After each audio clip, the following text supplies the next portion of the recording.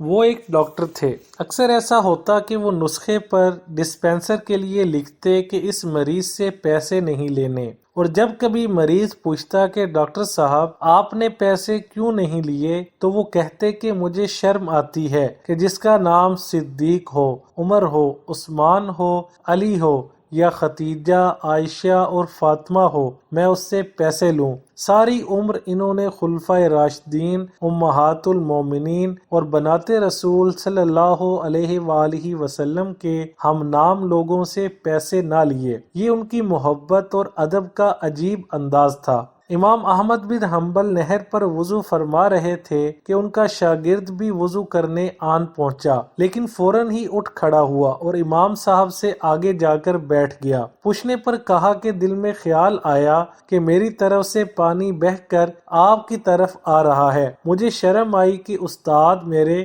مستعمل پانی سے وضو کرے۔ اپنے سگے چچا حضرت عباس رضی اللہ تعالی عنہ سے رسول اللہ صلی اللہ علیہ وآلہ وسلم نے پوچھا کہ آپ بڑے ہیں یا میں؟ عمر پوچھنا مقصود تھا۔ کہا یا رسول اللہ صلی اللہ علیہ وآلہ وسلم، بڑے تو آپ ہی ہیں، البتہ عمر میری زیادہ ہے۔ مجدد الف ثانی رات کو سوتے ہوئے یہ احتیاط بھی کرتے کہ پاؤں استاد کے گھر کی طرف نہ ہوں، اور بیت الخلاء جاتے ہوئے یہ احتیاط کرتے کہ جس قلم سے لکھ رہا ہوں اس کی کوئی سیاہی ہاتھ پر لگی نہ رہ جائے۔ ادب کا یہ انداز اسلامی تہذیب کا طرہ امتیاز رہا ہے، اور یہ کوئی برصغیر کے ساتھ ہی خاص نہ تھا، بلکہ جہاں جہاں بھی اسلام گیا اس کی تعلیمات کے زیر اثر ایسی ہی تہذیب پیدا ہوئی جس میں بڑوں کے ادب کو خاص اہمیت حاصل تھی، کیونکہ رسول اللہ صلی اللہ علیہ وآلہ وسلم کا یہ ارشاد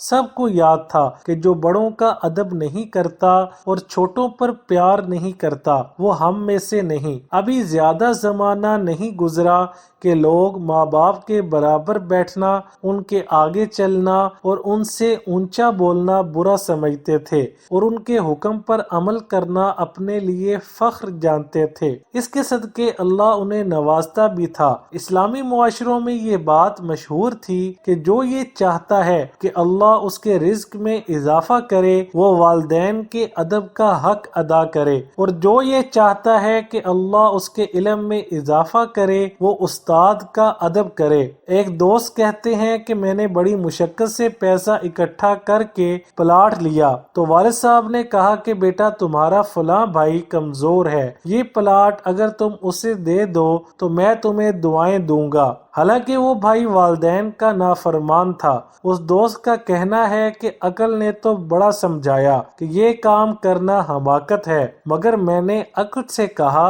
اقبال نے کہا ہے اچھا ہے دل کے ساتھ رہے پاسبان عقل، لیکن کبھی کبھی اسے تنہا بھی چھوڑ دے۔ چنانچہ عقل کو تنہا چھوڑا اور وہ پلاٹ بھائی کو دے دیا۔ کہتے ہیں کہ والد صاحب بہت خوش ہوئے، اور انہی کی دعا کا صدقہ ہے کہ آج میرے کئی مکانات اور پلازے ہیں، جبکہ بھائی کا بس اسی پلاٹ پر ایک مکان ہے۔ والدین کی طرح استاد کا ادب بھی اسلامی معاشروں کی ایک امتیازی خصوصیت تھی، اور اس کا تسلسل بھی صحابہ کے زمانے سے چلا آ رہا تھا۔ حضور صلی اللہ علیہ وآلہ وسلم کے چچا کے بیٹے ابن عباس رضی اللہ تعالی عنہ کسی صحابی سے کوئی حدیث حاصل کرنے جاتے تو جا کر اس کے دروازے پر بیٹھ رہتے۔ اس کا دروازہ کھٹکھٹانا بھی ادب کے خلاف سمجھتے، اور جب وہ صحابی خود ہی کسی کام سے باہر نکلتے تو ان سے حدیث پوچھتے، اور اس دوران سخت گرمی میں پسینہ بہتا رہتا،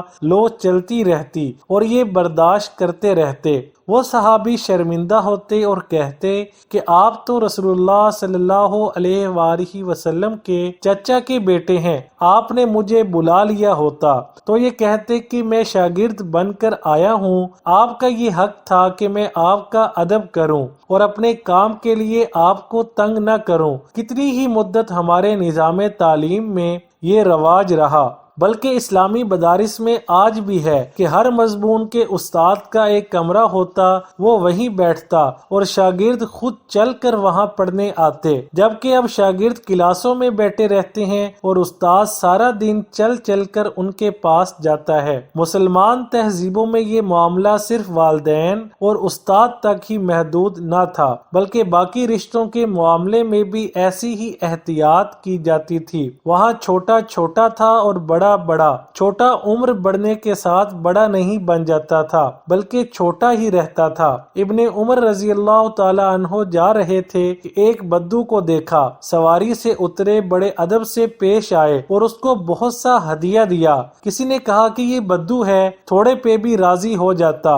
آپ نے اسے اتنا عطا کر دیا۔ فرمایا کہ یہ میرے والد صاحب کے پاس آیا کرتا تھا تو مجھے شرم آئی کہ میں اس کا احترام نہ کروں۔ اسلامی تہذیب کمزور ہوئی، کئی باتوں کی طرح یہ بھی اپنی اہمیت کھو بیٹھی۔ اب برابری کا ڈنڈورا پیٹا گیا اور بچے ماں باپ کے برابر کھڑے ہو گئے۔